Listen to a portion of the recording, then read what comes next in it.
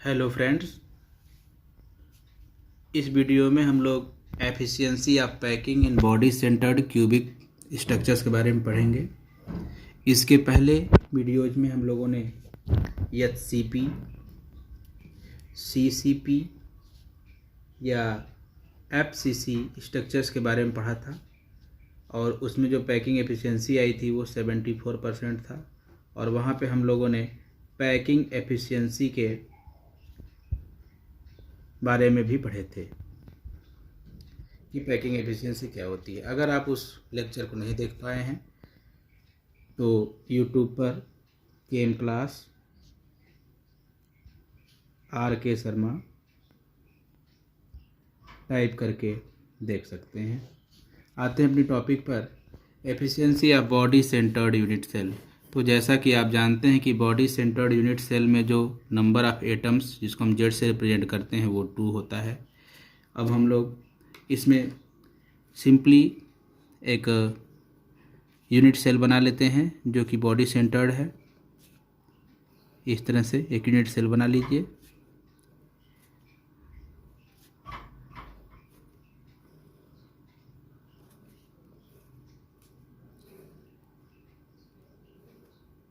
और इसके नेमिंग कर दें AB।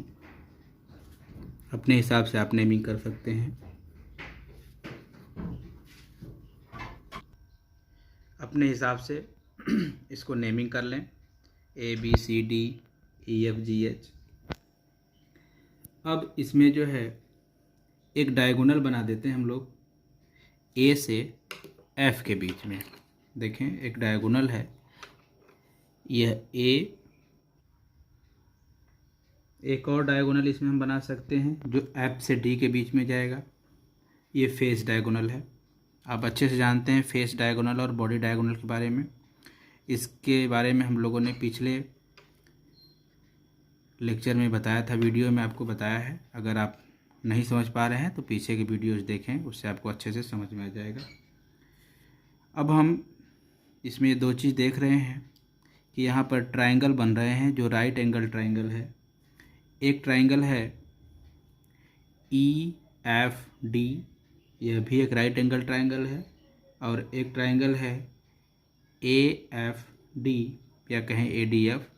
तो ये 2 राइट एंगल ट्रायंगल हैं। तो जब ये राइट एंगल ट्रायंगल हैं तो इसमें पाइथागोरस थ्योरम लगेगा। तो जो ये बॉडी डायगोनल AF है और एक फेस डायगोनल DF है, इसे लेकर के हमको 2 राइट एंगल ट्रायंगल मिल रहे हैं। एक ट्रायंगल है EFD और एक ट्रायंगल है AFD। दोनों राइट एंगल ट्रायंगल हैं। ट्रायंगल EFD और दूसरा ट्रायंगल है AFD। तो पहले हम लोग देख लेते हैं कि इन ट्रायंगल EFD, तो ये एक राइट एंगल ट्रायंगल है। इसके हिसाब से जो DF² होगा वो इक्वल टू दी EF² और DE² के इक्वल होगा। यहाँ से हम लोग एक चीज़ लेट कर लेते हैं, let that body diagonal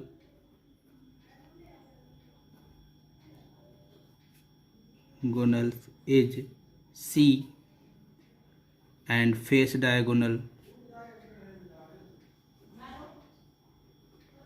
is B। तो ये बॉडी डायगोनल है तो ये C होगा और ये फेस डायगोनल है तो ये B होगा।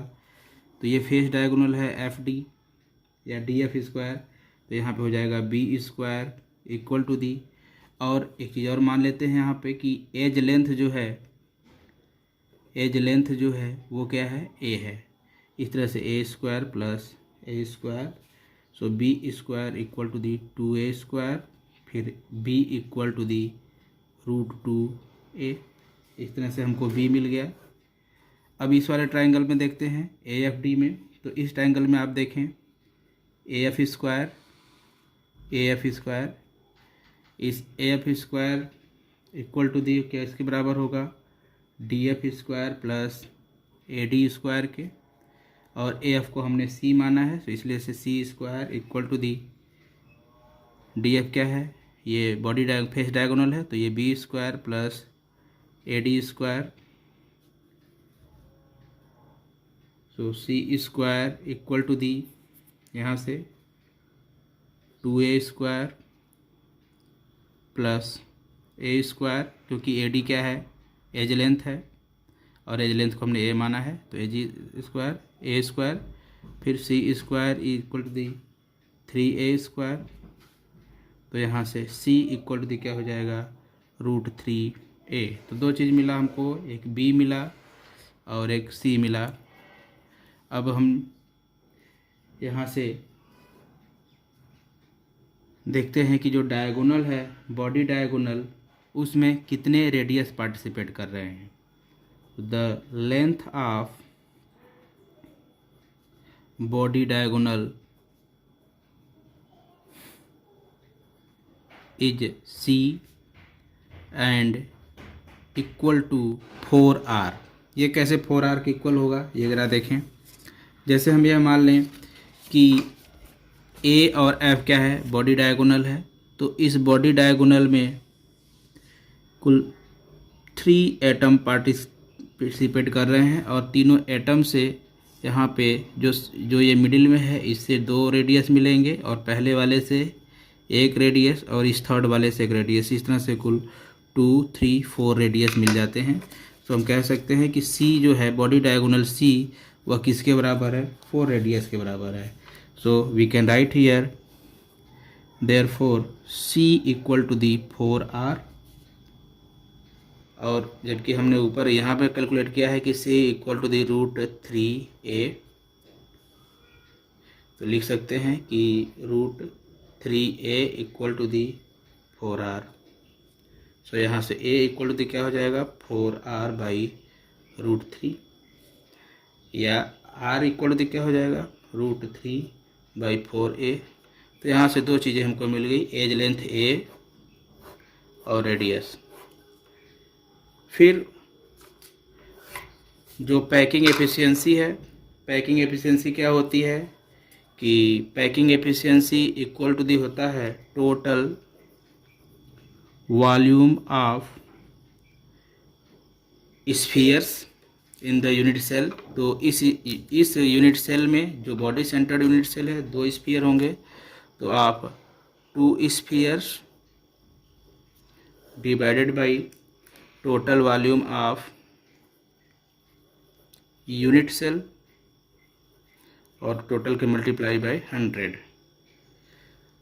तो एक स्फीयर का जो वॉल्यूम होता है वो कितना होता है, 4/3 πr³ होता है, क्योंकि 2 स्फीयर हैं तो 2 × 4/3 πr³।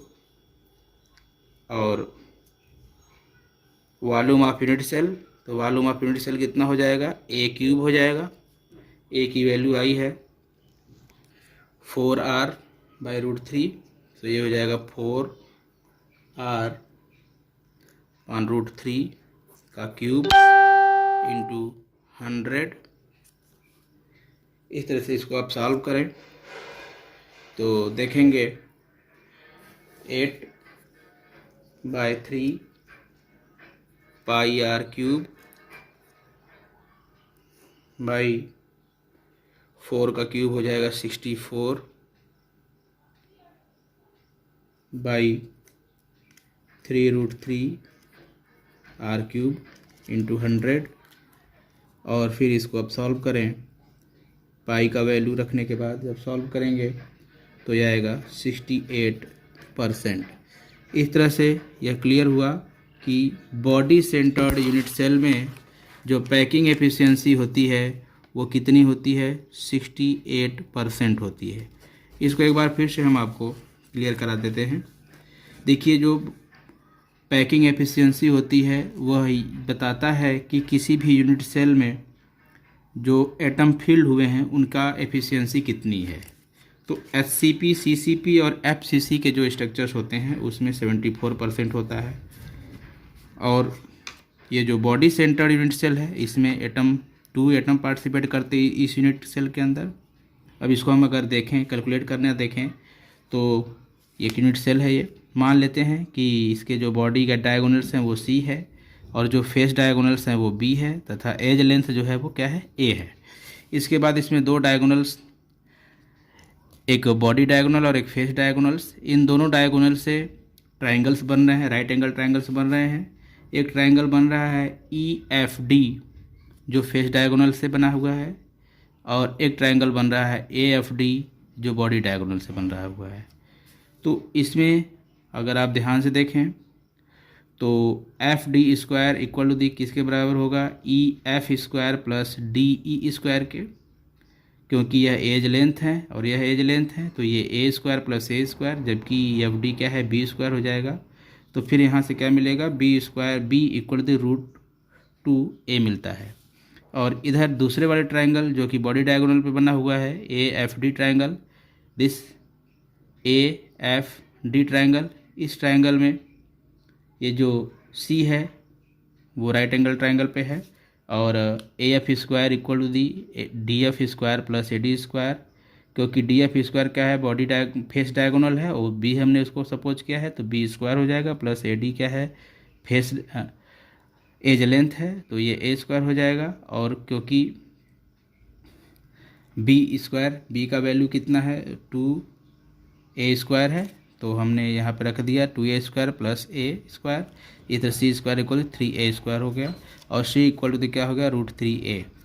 तो हमको दो चीज़ मिला। एक चीज़ अब आगे हम ध्यान देंगे इसमें कि ये जो बॉडी डायगोनल है ये F से लेकर के A के बीच में ये टोटल यहाँ पे 4 R आ रहे हैं, R मतलब रेडियस। तो एटम के जो स्फीयर है उसके 4 रेडियस मिल रहे हैं और उसकी लेंथ कितनी C है, तो C equal to the 4R या C इक्वल टू √3a, या हम कहें कि √3a बराबर इक्वल टू दी क्या हो जाएगा, 4R। यहाँ से a निकल जाएगा, a equal to the 4R by √3 और r भी निकल सकता है ट्रांसफर कर दें तो r equal to the √3/4a।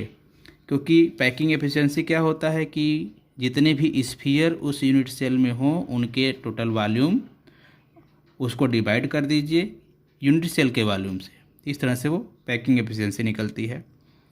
तो अगर हम टोटल वॉल्यूम की बात करें, स्फीयर्स के वॉल्यूम की बात करें, तो क्योंकि बॉडी सेंटर्ड यूनिट सेल है तो इस बॉडी सेंटर्ड यूनिट सेल में जो जेड है, जेड की वैल्यू कितनी होती है, 2 होती है, मतलब इसमें 2 एटम पार्टिसिपेट करते हैं। तो 2 स्फीयर्स आर देयर। 1 स्फीयर का फार्मूला होता है 4/3 पाई आर क्यूब और we can multiply by 2, so get the total volume of the spheres used in this unit cell, and total volume of unit cell is the a cube, a is the edge length and the value of a is 4r by √3, so the cube of 4r by √3, and after the solving we have to get the 68%. So I think you have to able to understand how to the 68. The further next one is packing efficiency is simple or primitive unit cell, इसके बारे में हम आगे देखेंगे। Thank you. जैसा कि आप जानते हैं कि सिंपल क्यूबिक यूनिट सेल, अगर हम इसका स्ट्रक्चर बनाएं सिंपल क्यूबिक यूनिट सेल का, तो इस तरह से बना सकते हैं आसानी से। देखिए ये रहा। अब यह जो एज लेंथ है, जो एज लेंथ है, एज लेंथ को हम a मान लें। तो यहाँ से जैसे a b c d e f g h, तो यहाँ से यच से और ए के बीच की डिस्टेंस कितनी होगी, ए होगी। उसी तरह से ए से डी के बीच की, ए से बी के बीच, सब जगह ए डिस्टेंस आएगी, स्मॉल ए। हम ऐसा मान लें कि एक स्फीयर यहाँ पर है, दूसरा स्फीयर यहाँ पे है। तो इस तरह से जो ए होगा, A equal to the R, R means 2r होगा। और इस यूनिट सेल का, क्योंकि क्यूबिक यूनिट सेल है, तो इस यूनिट सेल का जो वॉल्यूम होगा क्यूबिक यूनिट सेल का जो वॉल्यूम होगा वह किसके बराबर होगा, ए क्यूब के बराबर होगा। इस तरह से हम लिख सकते हैं 2r क्यूब या कहें 8r क्यूब। और अब आप अच्छे से जानते हो कि simple cubic unit cell contains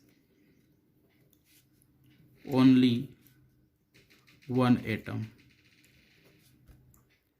इस तरह से जो वॉल्यूम होगा, वॉल्यूम ऑफ स्फीयर, वो कितना हो जाएगा 4/3 पाई आर क्यूब इंटू 1 या 4/3 पाई आर क्यूब। तो अब हम आ जाते हैं पैकिंग पे कि packing efficiency equal to the क्या होता है कि वॉल्यूम ऑफ वन एटम या sphere divided by total volume of unit cell. तो वन एटम का वॉल्यूम कितना हो जाएगा 4/3 pi R cube divided by 8r cube, क्योंकि यूनिट सेल का वॉल्यूम कितना आया था 8r क्यूब आया था। इस तरह से यूनिट सेल का वॉल्यूम जो है 8r क्यूब आया है, तो 8r क्यूब और टोटल को मल्टीप्लाई किया 100 से। फिर इसको सॉल्व कर देते हैं। सॉल्व कर देंगे तो ये 52.36% या अप्रॉक्सीमेटली कहें 52.40% आता है। इस तरह से हम लोग पैकिंग एफिशिएंसी देखें तो जो पहला, इसमें 3 तरह के पैकिंग एफिशिएंसी आती है। जो पहला हम लोगों ने देखा था वो था फेस सेंटर्ड हेक्सागोनल HCP। पहला था HCP, CCP और FCC। इस केसेस में जो पैकिंग एफिशिएंसी आई थी वो 74% रही। दूसरा आपने देखा BCC का, तो जो BCC में पैकिंग एफिशिएंसी आया वो था 68%। और थर्ड देखा आपने सिंपल क्यूबिक के केस में, वो था 52.40% या 52.36%। इस तरह से आपको ये हमेशा याद रखना है कि किस यूनिट सेल की पैकिंग एफिशिएंसी कितनी होती है। और इसके बाद अगले टॉपिक पे हम लोग जाएंगे तो वहाँ से फार्मूला डेंसिटी निकालना सीखेंगे, density of unit cell. Video को अच्छे से देखें, लाइक करें, अपने फ्रेंड्स को शेयर करें और कोई समस्या हो तो कमेंट करें। Thank you.